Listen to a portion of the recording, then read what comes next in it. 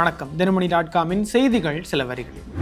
தமிழகம், மேற்கு வங்கம் உள்பட 10 மாநிலங்களில் 37 இடங்களுக்கான மாநிலங்களவை தேர்தல் வருகிற மார்ச் 16ஆம் தேதி நடைபெறும் என இந்திய தலைமை தேர்தல் ஆணையம் அறிவித்துள்ளது. தமிழ்நாடு, மகாராஷ்டிரா, ஒடிசா, மேற்கு வங்கம், அஸ்ஸாம், பீகார், சத்தீஸ்கர், ஹரியானா, ஹிமாச்சல பிரதேசம், தெலுங்கானா உள்ளிட்ட இடங்களில் மொத்தம் 37 இடங்கள் காலியாகும் நிலையில் தமிழகத்தில் 6 இடங்கள் காலியாகின்றன. இதில் 17 எம்பிக்களின் பதவிக்காலம் ஏப்ரல் 2ஆம் தேதியும் மீதமுள்ள 20 எம்பிக்களின் பதவிக்காலம் ஏப்ரல் 4ஆம் தேதியும் நிறைவடைகிறது. தமிழ்நாட்டில் உள்ள மாநிலங்களவை எம்பிக்கள் என்.ஆர். இளங்கோ, கனிமொழி சோமு, திருச்சி சிவா, தம்பிதுரை, ஜி.கே. வாசன், பி. செல்வராசு உள்ளிட்டோரின் பதவிக்காலம் ஏப்ரலில் நிறைவடைய உள்ளது குறிப்பிடத்தக்கது. தமிழ்நாடு முதல்வர் மு.க. ஸ்டாலின் அல்லது மேற்கு வங்க முதல்வர் மம்தா பானர்ஜியை இந்தியா கூட்டணியின் தலைவராக்கலாம் என சிவசேனை உத்தவ் பிரிவு கட்சியின் நாளிதழின் தலையங்கத்தில் தெரிவிக்கப்பட்டுள்ளது. இந்தியா கூட்டணியில் இருந்து ஆம் ஆத்மி விலகுவதாக அறிவித்த நிலையில் மேற்கு வங்க சட்டப்பேரவை தேர்தலில் திரிணாமுல் காங்கிரஸ் மற்றும் காங்கிரஸ் தனித்து போட்டியிடுவதாக அறிவித்துள்ளன. தொடர்ந்து பல்வேறு மாநிலங்களில் இந்தியா கூட்டணி கட்சிகளிடையே சலசலப்பு ஏற்பட்டிருக்கும் நிலையில் இந்த கூட்டணிக்கு தலைவராக மு.க. ஸ்டாலினை நியமிக்க வேண்டும் என காங்கிரஸ் மூத்த தலைவர் மணிசங்கர் ஐயர் கடந்த திங்கட்கிழமை தெரிவித்திருந்தார். தொடர்ந்து மகாராஷ்டிர முன்னாள் முதல்வர் உத்தவ் தாக்கரே தலைமையிலான சிவசேனை கட்சியின் அதிகாரப்பூர்வ நாளிதழில் இந்தியா கூட்டணியில் வெவ்வேறு மாநிலங்களில் நிலவும் முரண்பாடுகளை கலைத்து ஒரு தலைவரின் கீழ் ஒற்றுமையாக பணியாற்ற வேண்டும் எனவும் தலைவராக மு.க. ஸ்டாலினோ, மம்தா பானர்ஜியோ அல்லது வேறு யாரேனும் விரைவில் பொறுப்பேற்பது அவசியம் எனவும் குறிப்பிடப்பட்டுள்ளது.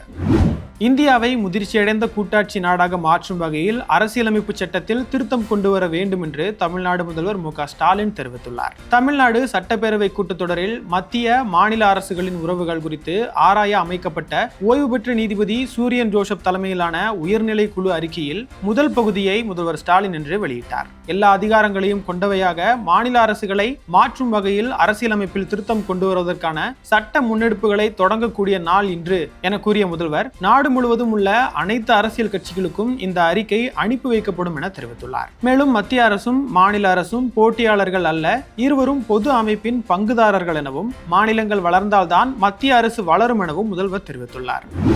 ஆட்சியில் காங்கிரஸ் கட்சியினர் பங்கு கேட்பதில் என்ன தவறு இருக்கிறது என விடுதலை சிறுத்தைகள் கட்சியின் தலைவர் தொல் திருமாவளவன் கேள்வி எழுப்பியுள்ளார். தமிழ்நாடு சட்டப்பேரவை தேர்தலில் வெற்றி பெற்று மீண்டும் திமுக ஆட்சி அமைக்கும் பட்சத்தில் ஆட்சியில் பங்கு வேண்டும் என காங்கிரஸ் தரப்பில் கோரிக்கை முன்வைக்கப்பட்டது. ஆனால் தமிழ்நாட்டில் ஆட்சியில் பங்கு என்பது சாத்தியமற்றது என முதல்வரும் திமுக தலைவருமான மு.க. ஸ்டாலின் தெரிவித்தது தொடர்பாக செய்தியாளர்கள் எழுப்பிய கேள்விக்கு பதிலளித்த திருமாவளவன், கூட்டணியில் பங்கு கேட்பதாலேயே ஒரு கூட்டணி உடைந்து விடாது என தெரிவித்துள்ளார். மேலும் திமுக வெற்றிக்கு பல காலங்களாக உழைத்து வருகிறோம், ஆகையால் இம்முறை அதிகாரத்தில் பங்கு வேண்டும் என காங்கிரஸ் கேட்பதில் என்ன தவறு இருக்கிறது எனவும் அவர் கேள்வி எழுப்பியுள்ளார். தென்மேற்கு வங்கக்கடலில் நிலவும் காற்றழுத்த தாழ்வு பகுதி அடுத்த 24 மணி நேரத்தில் ஆழ்ந்த காற்றழுத்த தாழ்வு பகுதியாக மாறக்கூடும் என சென்னை வானிலை ஆய்வு மையம் தெரிவித்துள்ளது. மேலும் இது வடமேற்கு திசையில் நகர்ந்து தென்மேற்கு வங்கக்கடல் மற்றும் இந்திய பெருங்கடல் பகுதிகளில் அடுத்த 24 மணி நேரத்தில் வலுப்பெறக்கூடும் எனவும் தெரிவிக்கப்பட்டுள்ளது. இதனைத் தொடர்ந்து பிப்ரவரி 20 தென் தமிழகம் மற்றும் கடலோர தமிழகத்தில் ஓரிரு இடங்களில், புதுவை மற்றும் காரைக்கால் பகுதிகளிலும் லேசானது முதல் மிதமான மழை பெய்யக்கூடும் எனவும் தெரிவிக்கப்பட்டுள்ளது. இதர தமிழகத்தில் வறண்ட வானிலை நிலவக்கூடும் எனவும் தெரிவிக்கப்பட்டுள்ளது. பாகிஸ்தான் அணியின் 23 வயதான வீரர் சைம் ஆயூப் ஐசிசி T20 ஆல்ரவுண்டருக்கான தரவரிசையில் முதலிடத்தை பிடித்து அசத்தியுள்ளார். ஜிம்பாப்வே அணியின் கேப்டன் சிக்கந்தர் ராஜாவை பின்னுக்கு தள்ளி 303 புள்ளிகளுடன் சைம் ஆயூப் முதலிடத்தை பிடித்துள்ளார். இந்த தரவரிசையில் ஹர்திக் பாண்டியா 282 புள்ளிகளுடன் 3வது இடத்தில் உள்ளது குறிப்பிடத்தக்கது. நடிகர் விஜய் சேதுபதி நடிப்பில் உருவாகி வரும் பாக்கெட் நாவல் திரைப்படத்தை இந்த ஆண்டு இறுதிக்குள் வெளியிட திட்டமிட்டிருப்பதாக படத்தின் இயக்குனர் தியாகராஜன் குமாரராஜா தெரிவித்துள்ளார். இளையராஜா இசையில் உருவாகி வரும் இந்த திரைப்படத்தை தியாகராஜன் குமாரராஜாவின் TDKF நிறுவனம் தயாரிப்பது குறிப்பிடத்தக்கது. தினமணி.comஇன் செய்திகள் சில வரிகளில் நிறைவடைந்தது. மீண்டும் சந்திப்போம். வணக்கம்.